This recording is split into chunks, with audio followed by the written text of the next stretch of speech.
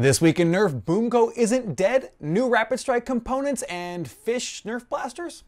I'm Jangular, and this is your source for first-party, third-party, and community Nerf news. So let's go ahead and dive right on in. As I mentioned in the beginning, Boomco is not dead.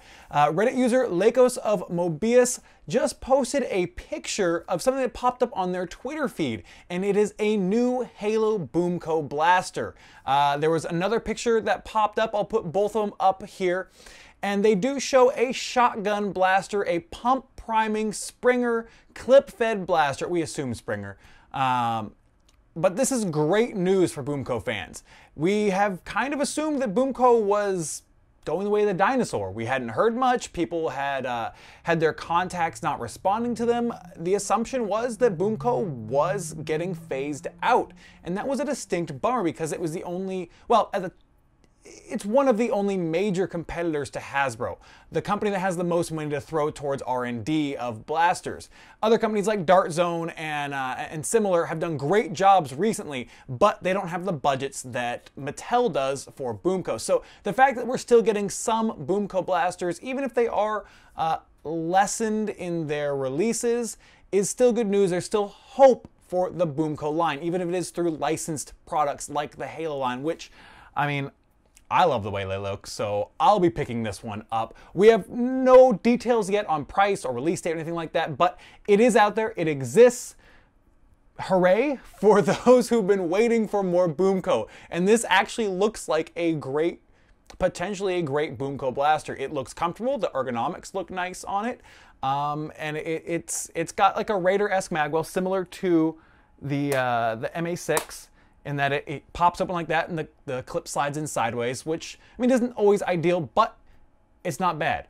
So I'm looking forward to seeing that, and that is great news again for Boomco fans. Next up, Blaster Tech has just released their new Rapid Strike switch plate. For those of you that have been using Blastersmith's UK Rapid Strike switch plates, where it has spots for, you know, your switches and everything to go in. Basically, Blaster Tech took that design that they had been using and decided to take it a step further. And this is a very elegant, well-designed solution for those of you that want to use DCE switches and rewire your Rapid Strike. It looks so clean. It looks so nice. It looks really well designed. And it looks like it just fits. Everything fits, and you don't need to really finagle or mess with things too much, and I really, really like that. I think that's going to help a lot of people, especially because the first time you open up a Rapid Strike, if you're new to modding, it looks daunting. It's overwhelming. There's just a mess of wires, and you pull out that switch plate with the trigger mechanism and everything for the Rapid Strike, and you're just like, what is this? This bundle of just atrocity.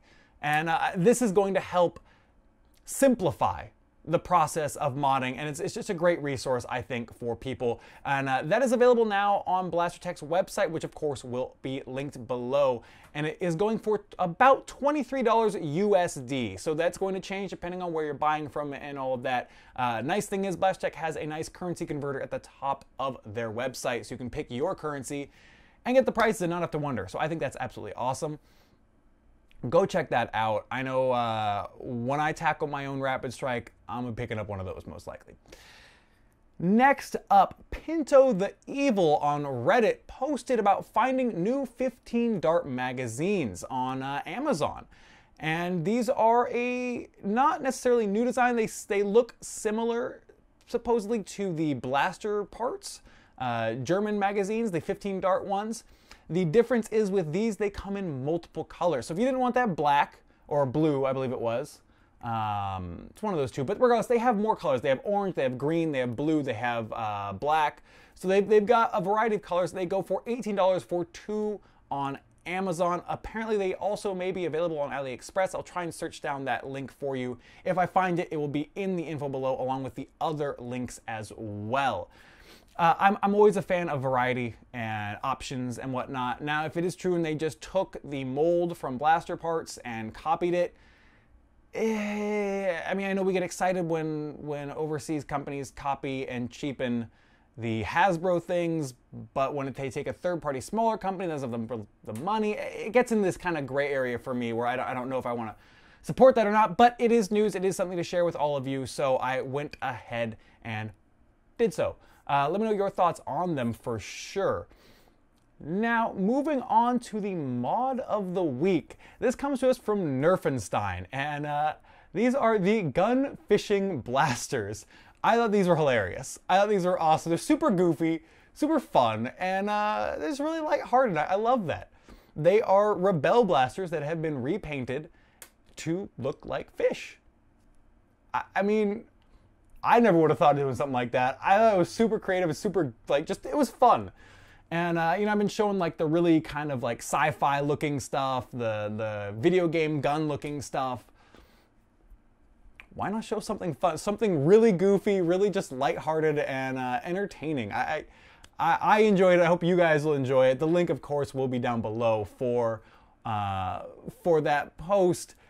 I personally enjoy Nerfenstein's work. They do a lot of cosmetic stuff, so be sure to check out her work as well. Last up, we have the video of the week, and that comes to us from Foam Data Services this week. Now, if you don't know who Foam Data Services is, he is a fantastic modder, one of the best in the community, constantly puts out some of the best work available, highest quality paint jobs, and very, very knowledgeable guy. And this week he came to us with a mod motors breakdown, and this is for 132 size motors.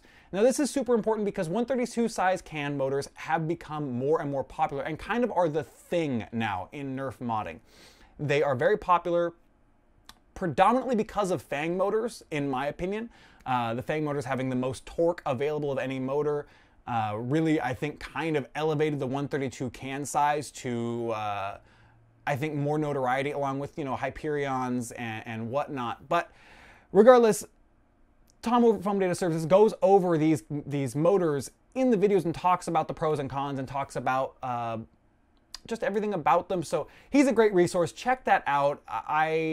It's one of those things where I love being able to share resources, easily accessible and watchable resources and information like that. So check that out. That video is going to be right over here because we are at the end of the video now. So let me know what you thought of all of the things in this video. The new Halo Boomco blasters, the Blaster Tech Rapid Strike Switch, the new magazines, the gun fishing blasters, and the mod motor breakdown. So please let me know, share your thoughts in the comment. I look forward to reading all of them. And as always, thank you so much for watching. I'm Jangular, and I'll see you next time.